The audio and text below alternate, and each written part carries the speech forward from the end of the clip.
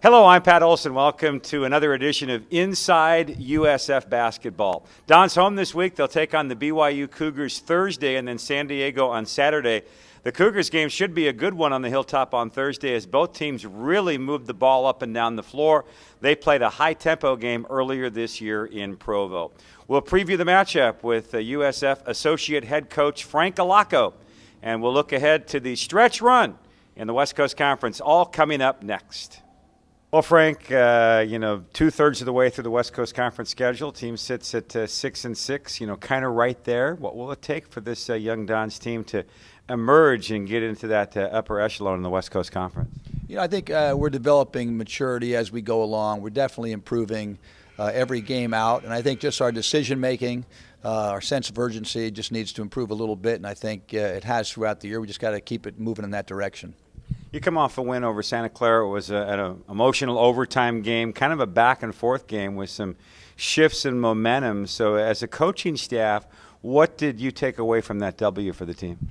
I think, he did a great job. Coach Walters did a great job, I think, of showing the guys why it happened. We had a good lead there, and then the lead sort of dissipated. And it really came down to some decision-making that we made and not taking care of the ball at the times when we needed to. And I think it really did let some guys see, where we have to go in terms of valuing the ball. Because this time of year, every possession is crucial as you enter the tournament play. You've got BYU on Thursday. The Cougars, they can really score it. The game in Provo was a close game, very closely contested, but they got a number of guys that can shoot the three-point field goal. They really like to get up and down the floor. You guys like to get up and down the floor a little bit. So what do you expect against the Cougars, and what's the, inside secret formula for a W in the ballgame? Well, I know they were working on the scoreboard. I think they're trying to get more numbers up there because I'm sure both teams are going to be running and going. Coach Rose is a great coach, and they run an up-tempo style like we do. And I think they've recruited really well to what they do. They have some good interior play. Collinsworth is an outstanding player, just makes everything happen. And they have great shooters around them. So I think we need to try to contain those shooters and get them off that three-point line because they really do live and die with their outside shooting. You mentioned the three-point line. That's been kind of an Achilles heel for the team this year. You've had some ball games where you've given up 10, 11, 12 three-pointers in a game. How are you trying to emphasize with the guys to, improve defensively along that three-point line?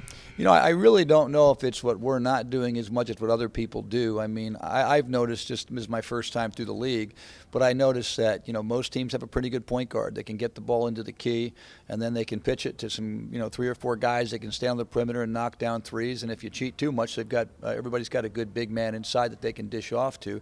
So I think it's a question of trying to pressure people, make them rush their shots a little bit, try to get them out of their rhythm, because everyone in this league shoots the ball really well if they're in rhythm. You've got San Diego on Saturday. Tell us about the Toreros. That's a rematch game. You won at their place earlier this year. Well, they run that Princeton offense, and they really do a great job of executing, and they're very patient. It's kind of an interesting week because you've got BYU that plays so up-tempo, and San Diego, they have longer possessions. They try to work the ball a little bit and have multiple actions off of the Princeton sets. So it challenges you to guard a little bit differently, and I think it's a good thing for our guys because you got to stay in stance and try to really zero in and focus, because if you let up for 1 second, they're going to beat you with a backdoor layup or a wide-open three. Frank, you come from the high school ranks. You were at that level for an awful long time.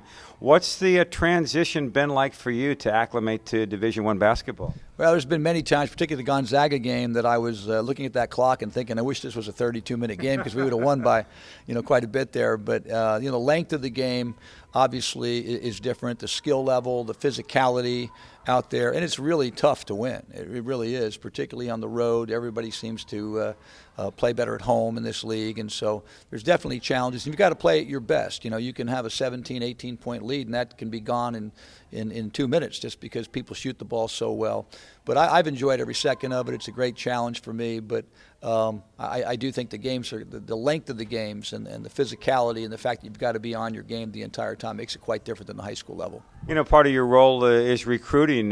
Tell us, when you go out and go into a young man's home, what's your sales pitch? What things do you say about the university to try to get a young man to sign on that line and be a Don? Well, there's a few things. I talk about the pride I feel every day when I walk in here and walk in that gym and I see that sign, Honor Over Glory. glory.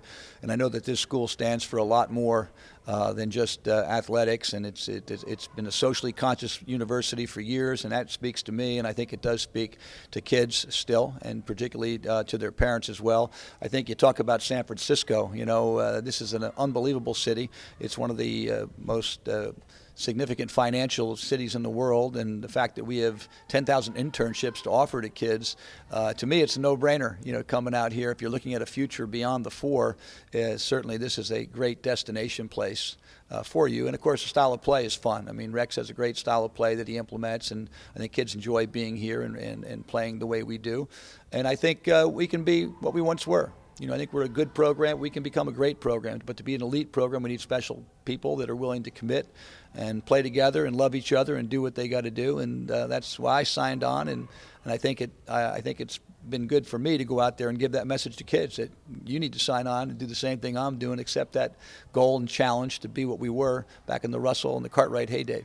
Frank, as we close it out, looks like you're having an awful lot of fun doing this. What's been the thing you've enjoyed the most, or maybe a surprise element that you coming to this level that you thought, wow, this is really kind of cool and special? I think the kids are great. I mean, I really love these guys. It's really gotten close to them, and each guy has his unique personality.